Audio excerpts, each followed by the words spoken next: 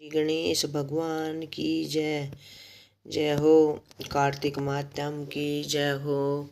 राधा रानी सरकार की जय। पंचो लड्डू की जय। और जय हो शेरावाली मैया की जय हो। ज्योत मैया की। सब ये दर्शन कर लो, ये हमारी राधा रानी सरकार है। देखो, जय हो बंसी वाले की जय। जय हो राधा रानी सरकार की जय। अब आएगा नौवा अध्याय।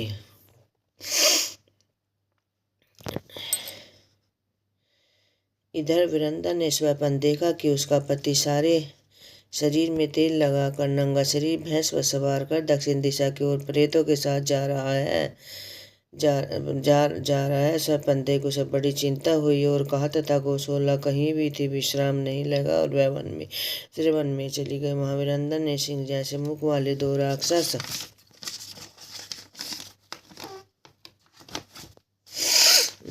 सिंह वाले मुख वाले दो राक्षसों को देखते ही डर गई। वह जाकर अपने शिष्य सहित एक तपस्वी मुनि और देखा। उसने अपनी रक्षा के लिए कहा कि उसकी प्रार्थना मुनि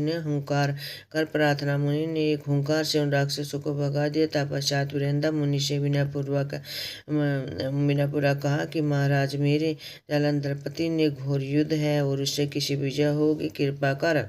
जालंधर तथा महादेव में घोर युद्ध हो रहा है, उसे कैसी विजय होगी, कृपा कर बताइए, क्योंकि यह स्वर्ग है। यह सुनकर ने ऊपर को देखा। उसी समय दो बंदरों ने आकर मुनि को प्रणाम किया और मुनि के संकेत पर दोनों बंदरे वहां से चले गए। फिर थोड़ी देर बाद दोनों आकाश की ओर से आए और वहां जालंधर दैत्य का सिर और धड़ल्ला फेंक दिया। वृंदा अपने पति के मृत शरीर को देखकर बहुत दुखी हुई और रोने लगी। तत्पश्चात मूर्छित तो पृथ्वी पर गिर पड़ी। मुनि ने कहा, जल छिड़का तो और सचेत न आए। तब वह पुनः विलाप करते हुए मुनि बोली कि राजा, जिसने देव गंधर्व सहित तीनों लोगों को जीत लिया था,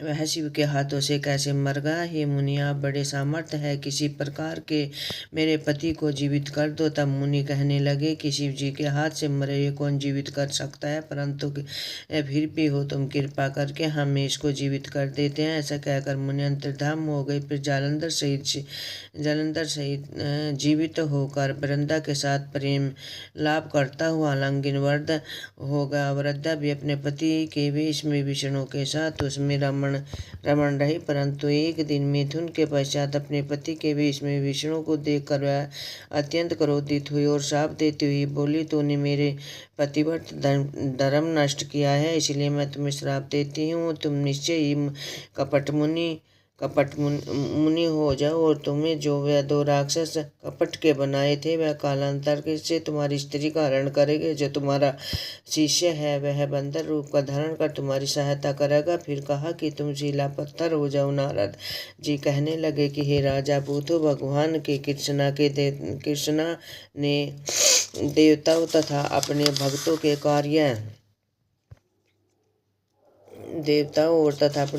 की कार्य करने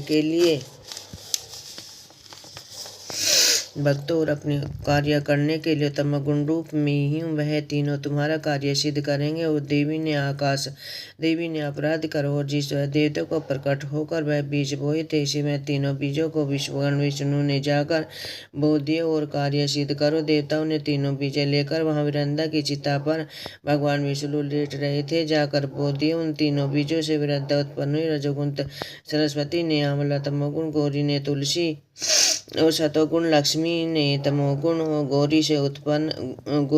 गौरी से तुलसी और सतोगुण से लक्ष्मी और मालती हुई। इसमें लक्ष्मी जी ने अपना शीघ्र से युद्ध होकर कहा कि इसलिए मालती भगवान पूजा निनंदित तथा आंवले और तुलसी भगवान अति प्रिय है। इस प्रकार वृंदा ने उस वृक्ष को भगवान शंकर शालिग्राम से संयोग किया।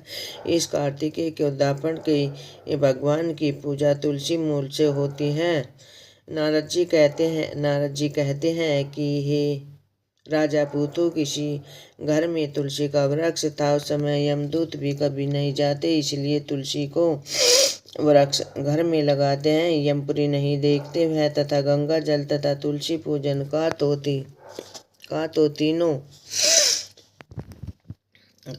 तो तीनों कार्य बराबर है। जब मनुष्य तुलसी आंवले की छाया में अपने पितरों का श्राद्ध करता है, उसके ऊपर मोक्ष की प्राप्ति हो जाती है। नारद जी कहते हैं कि राजा पूतू पृथ्वी और आंवले का महत्व ब्रह्मा जी भी कहने लगे। ऐसा समर्थ है, जो कोई भी इस कथा को पढ़ता और सुनता है वह मोक्ष को प्राप्त हो जाता है। इति